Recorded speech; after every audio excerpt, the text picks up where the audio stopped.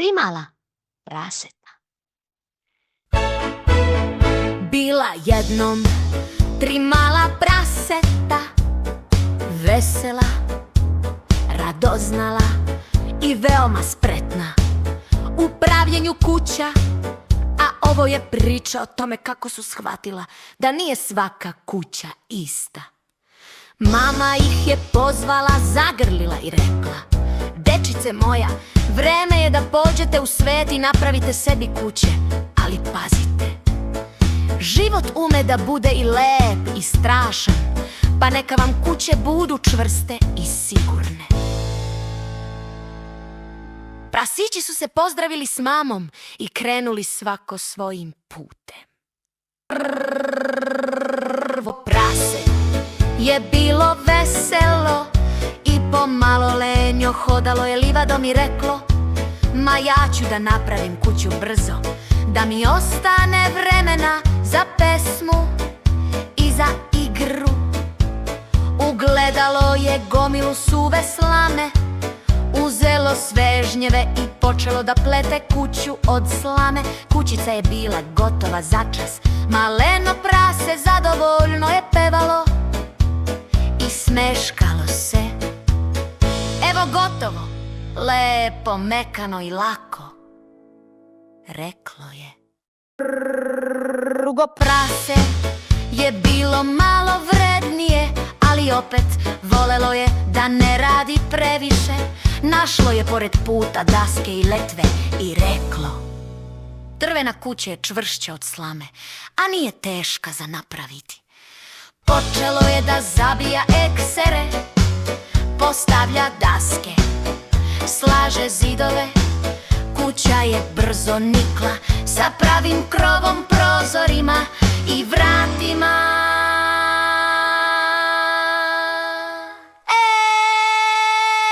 Sad ću da odmaram, zadovoljno je reklo drugo prase.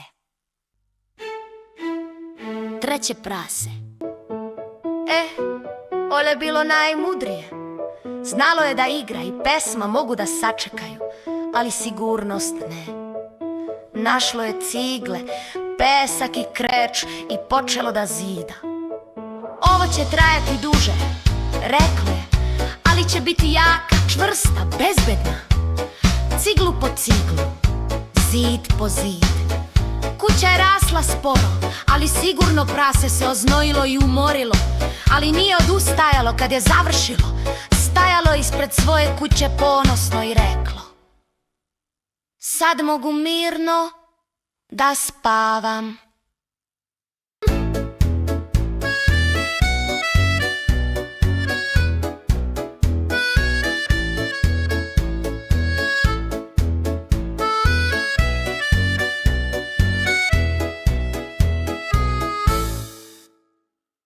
Ali u toj šumi nisu živeli samo plašljivi zeci, vesela veverica i onaj bumbar koji će na livadi da napravi red. Ne, tamo je živeo i vuk, veliki gladni lukavi vuk.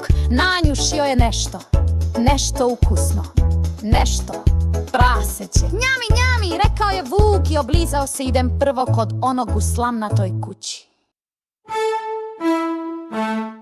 Vuk je došao pred kuću od slame, pokucao. Prase, prase, pusti me da uđem. Prase je provirilo kroz prozorčić i reklo: Ne dam, neću te pustiti unutra. Vuk se namrštio, pa zarežao: Kad ja dunem i vatru sunem, srušit ću vam kuću. I vuk je duboko udanuo. I dunuo! Slama se razletela na sve strane, kućica pala kao da je nikada nije ni bilo. Prase je ciknulo i potrčalo kod svog brata u drvenu kuću.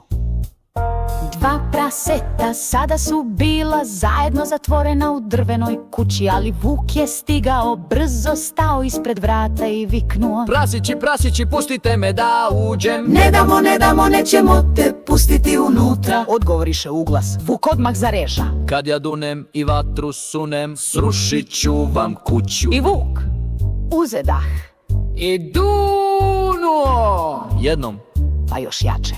Kuća je škripala i bam, sve se srušilo. 2 praseta su vrisnula i potrčala što su brže mogla pravo kod trećeg brata u kuću od cigle.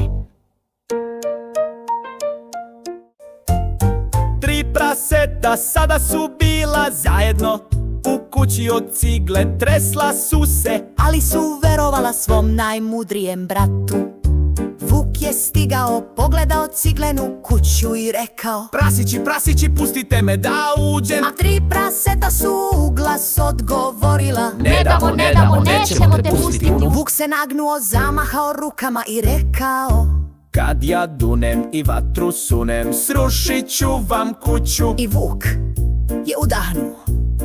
Pa duvao i Duvao i duvao, ali ništa ciglena kuća, ni da se pomeri. Vuk se još više iznervirao, pa još jače dunuje. Opet ništa. Zidovi stoje, prozori stoje, dimnjak stoji, sve stoji.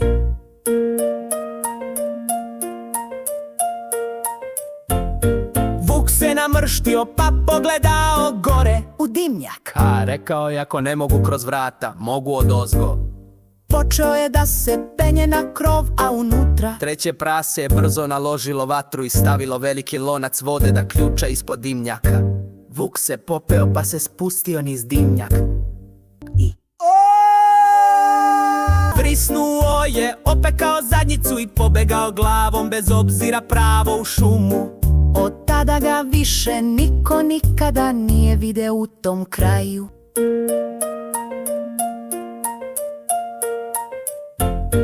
Tri praseta su se zagrlila, smejala i rekla: Sad znamo, kad se nešto radi, treba raditi kako treba.